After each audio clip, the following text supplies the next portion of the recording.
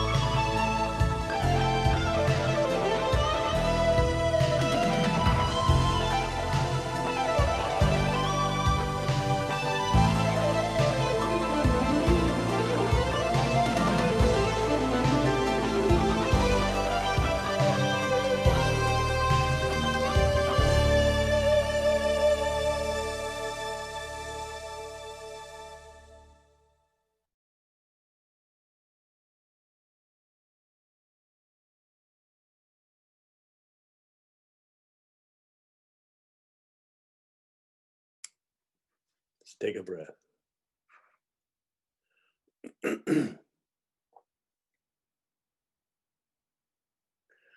I find it interesting that when I listen to the music from these monks, there's a lot of notes, a lot of movement, and yet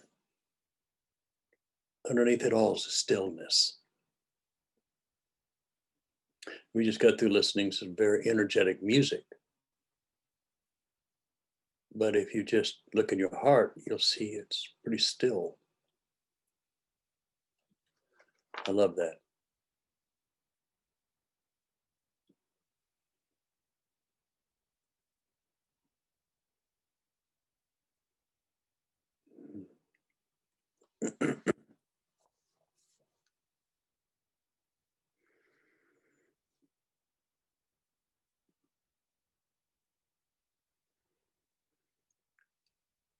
Abraham Lincoln wrote that a house divided against itself cannot stand. We're seeing that playing out politically here. Now, I believe that things are going to get better. I'm very much of an optimist. But right now, we're seeing the results of duality playing out in front of us, where people are taking sides. They're believing their own reality and discounting everyone else's. It's so true on both sides, on both sides.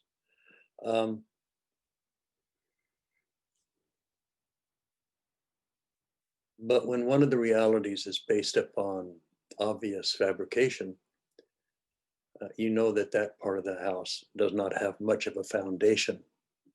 And if it doesn't have much of a foundation, it will crumble eventually. But we should put our foundation upon the rock, not upon some political party or upon some political movement. We should put our attention upon the divine. This week was kind of trying for a lot of us.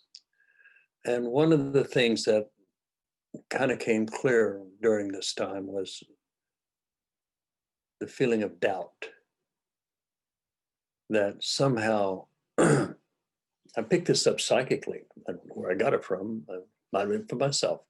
But I kind of picked up psychically all week. Well, what's the use of this? Why are we doing this? Does this spiritual stuff even work at all? And nobody's listening. Nobody's paying attention. What are you doing? It's all a folly. And Buddha said that the biggest obstacle we face is doubt. And then he said that suffering arises out of ignorance. And ignorance arises out of duality. And one of the things that I've been pushing pretty heavily the last few weeks is the idea of oneness. The idea that everyone and everything is made of the same stuff as we are. That when I look at somebody misbehaving or doing something really horrible, or they're being angry and lashing out, there's a part of me that wants to separate from that energy, doesn't want to touch it at all. And that leads into duality. So the whole crux of my current teaching has to do with the dissolution of the self. And the self wallows in duality. It just loves duality. It defines itself in duality.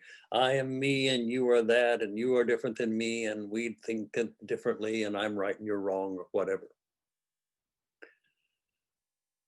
But there's a oneness that can be attained. In the wheel of Yama, inside the wheel is Maya. All the different parts of Maya. The hungry ghost, the animal world, the hell worlds, the process by which we take energy and give it form.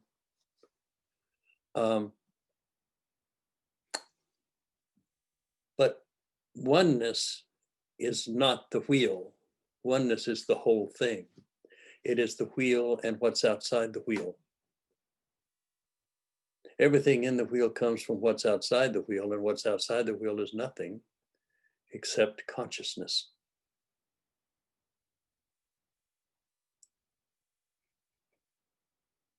Interesting.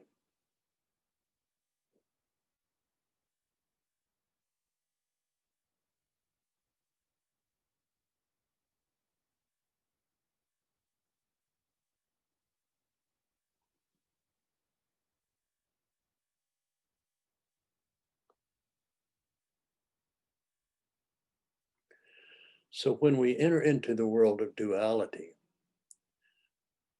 we enter into ignorance. And when we enter into ignorance, that creates doubt.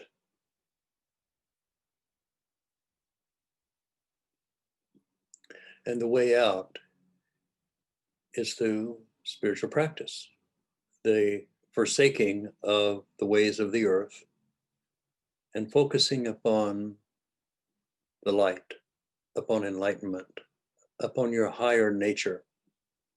There is a part of you that is eternal. It was never born, and it will never die, because it is made of the divine, which was never born and will never die.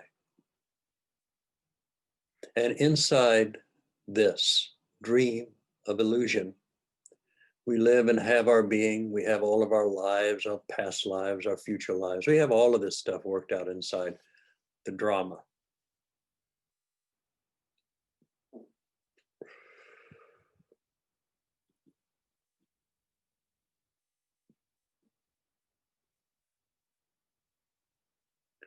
But there's something besides that.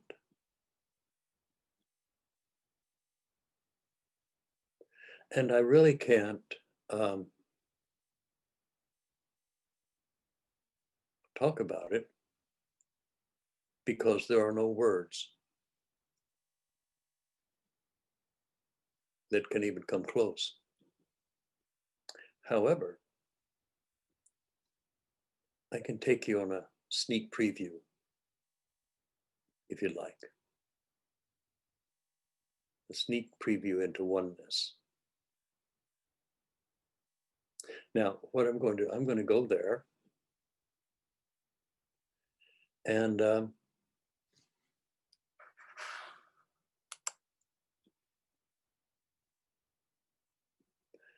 as I go into the oneness, see how far you can go with me. And you'll probably reach an area where you can't go any higher. We all kind of have our glass ceiling, I guess. But when you reach that point, rather than pushing, I'd rather you just surrender. Oh, quit efforting, surrender. Don't hang on.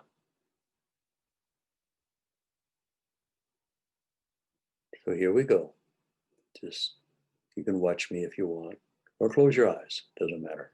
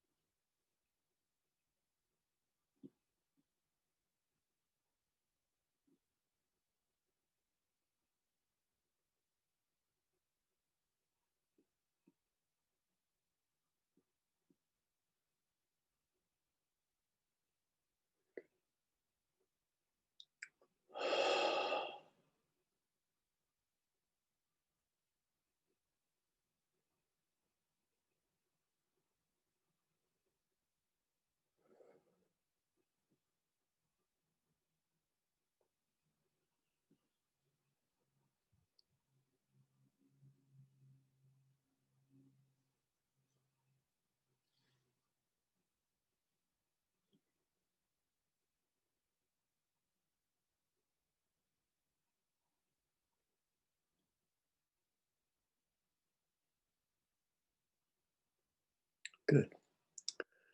Take a breath. Once you understand the idea of oneness,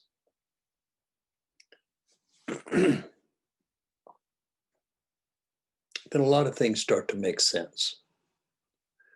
The idea behind forgiving and praying for your enemies and those who spitefully attack and use you, to pray for them, is to recognize that there's one, that they're not separate from you, and that as they attain enlightenment, that part of you that is unenlightened being manifested in their consciousness becomes enlightened. It's part of the bodhisattva vow that you will have every sentient being attain enlightenment ahead of you, but that only happens inside of you.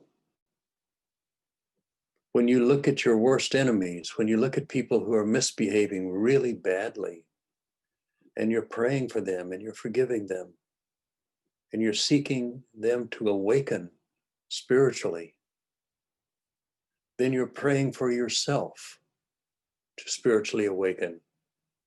By recognizing the oneness, you do a lot of things naturally. You do no harm. Why would you harm yourself? So why would you harm others? You take nothing that's not freely given. Why would you rob yourself? You use the right words when you talk to make sure that you're not sowing confusion, disharmony, anger, or just basically putting out some really gnarly vibrational words that do not heal, they only hurt. Words are very important. When I was a little boy, we used to say, because people were teasing us, sticks and stones can break my bones, but words will never harm me. That was a lie. Sticks and stones can break your bones, but words can wound the soul.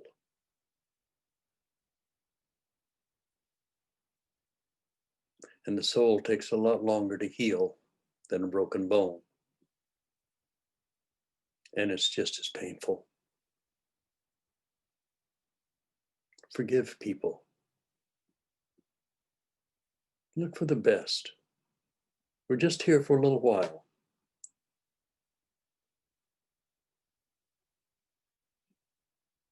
It's interesting being old. I can talk about it now that I can grow a beard, kind of. Sad as it is. 74.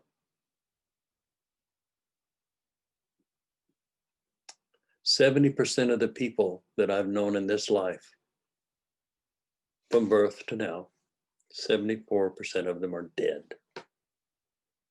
High school friends, college buddies, old girlfriends, ex-wife, mother, father, all gone.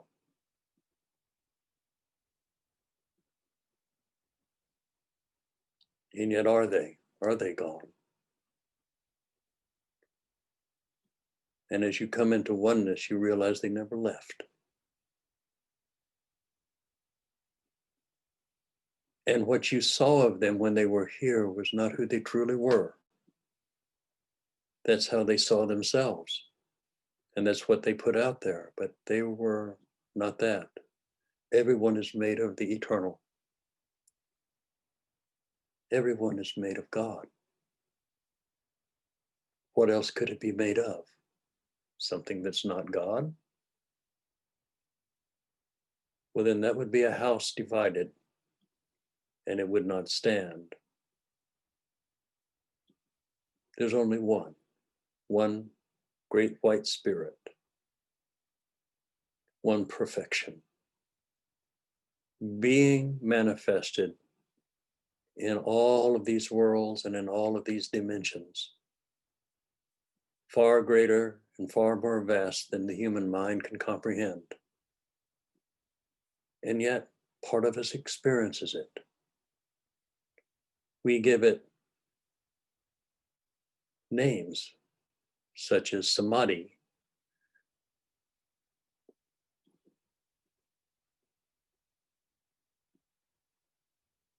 the infilling of the Holy Spirit. You can give it any name you want. It's your higher nature.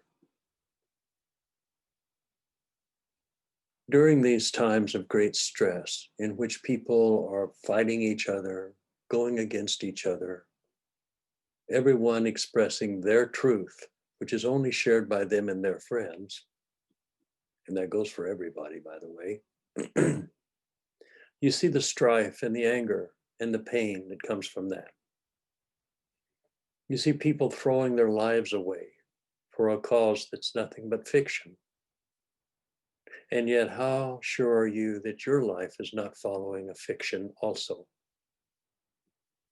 Unless you're focused totally upon enlightenment, unless you're focused upon the spirit that's within you, your true nature, your higher self, God, whatever you want to call it, your higher awakening, unless you're focused on that and experiencing that, then you are experiencing duality, and you're opening yourself up to frustration, doubt, depression, a sense that things will never work out, that they're never going to get better, and you just sit in your pity pot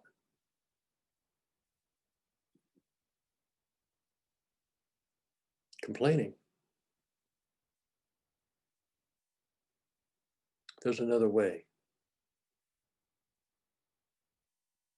It requires you taking your focus from the problems, from your emotional upsets, from your own disappointments that life didn't turn out the way you wanted it to turn out, to the way it should have turned out. You're disappointed and full of guilt and shame because people have always told you you weren't doing it right. And maybe you were, but they never recognized that.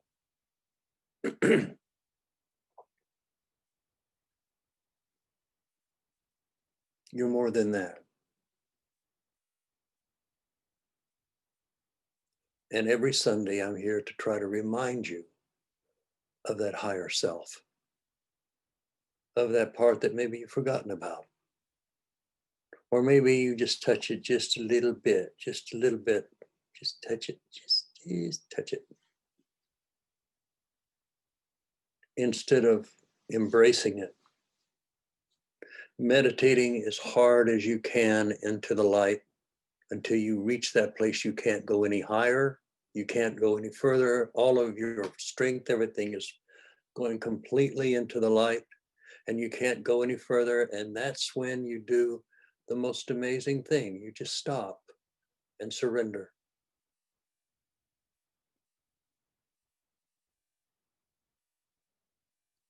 I'll do it quick to show you. What? Watch me. Watch me.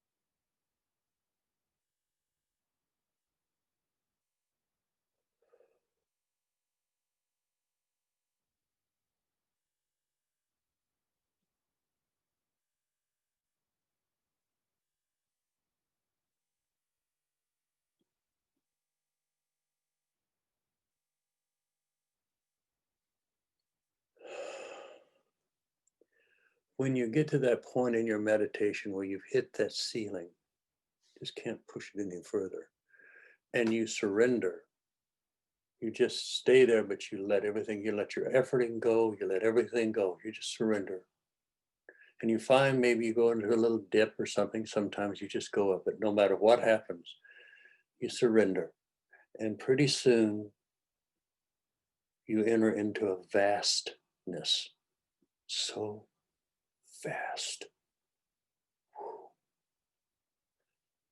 And there's a sense of peace that comes from oneness. And we bring that perfection back into our little body here. And as that perfection enters into our body, it purifies the various power centers or chakras that we have. It purifies the heart. Because it makes it easier to forgive people.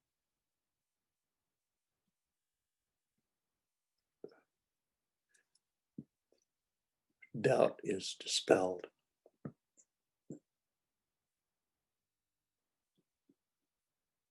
Ignorance is dissipated.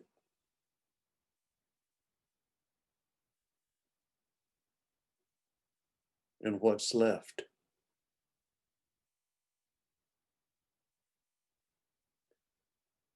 is just a big smile.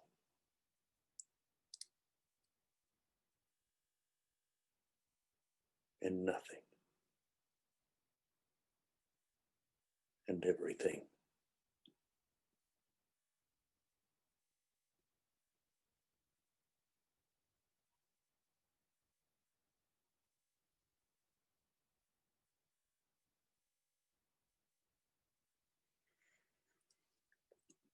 Then when you come back into what we call the first attention, which is your everyday life, you start putting these practices back together. You start forgiving people immediately. When somebody cuts you off and flips you a finger and curses with you, you dissolve it all immediately. You forgive them. They didn't know what they were doing. They were just angry.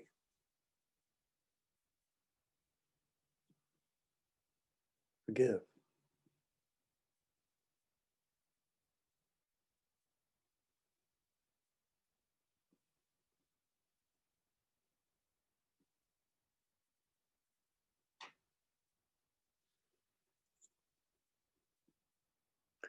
So I'm not really teaching anything new. Everything that I'm saying has been said by other teachers, probably better. I quote Buddha a lot because why not? I quote Christ. I quote anybody, anyone that's touched the light. Why wouldn't I quote them? They're me. They're you also. We're not separate. I find it fascinating that the first thing that disciples tend to do after the master is gone is to make the master have some sort of a unattainable birth that sets them apart from us as human beings, so that we as human beings will never attain that level. I can never be Christ because Christ was born of a virgin.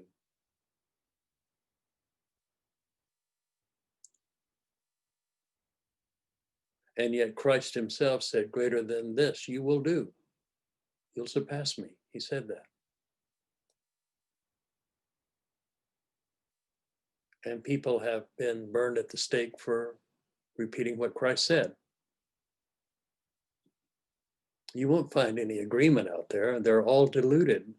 Haven't you understood that yet? That this is the people here are basically blind and deaf.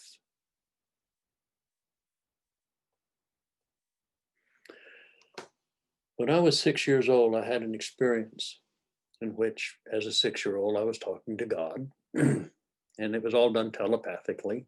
So there's no being there, just thoughts or experiences. But one night, Spirit came to me. I was 6 years old. Spirit came to me and said, what would you like to do? And I remember that prayer that I asked. I said, I would like to heal people so they could see. Everybody's blind here. They don't see each other. They don't see spirit. They don't see anything. They're blind. And I would like to heal their hearing so they could listen with more than just their ears. Listen to the heart of those around them. Listen to Mother Nature. To listen. I'd like to heal their sense of taste. They only taste a few things. They don't taste the sweetness of life. And I would like to heal their hands and their heart because they don't touch each other at the heart level.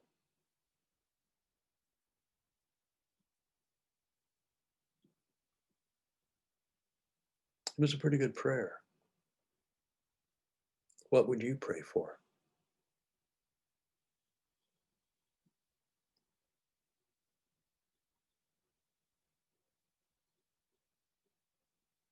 Maybe more love. That would be nice. But that has to do with the heart.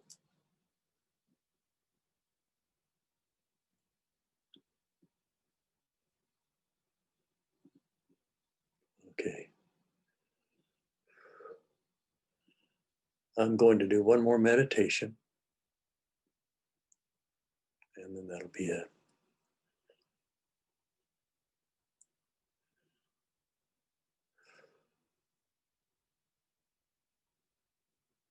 Let me play some music.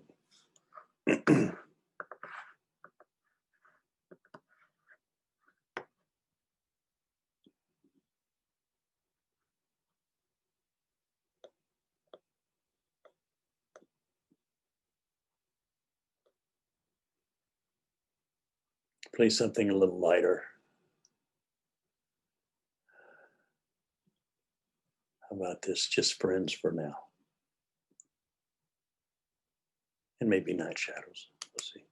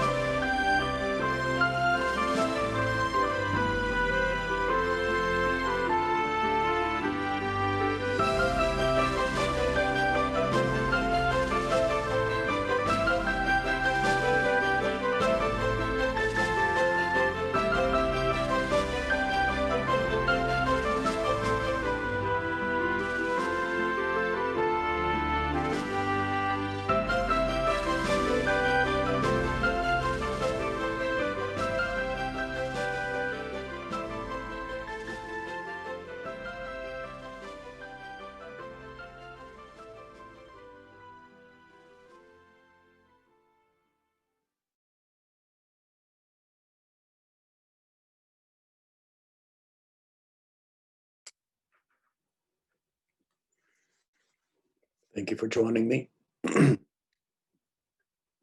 May your path be full of light, love, and joy. Namaste.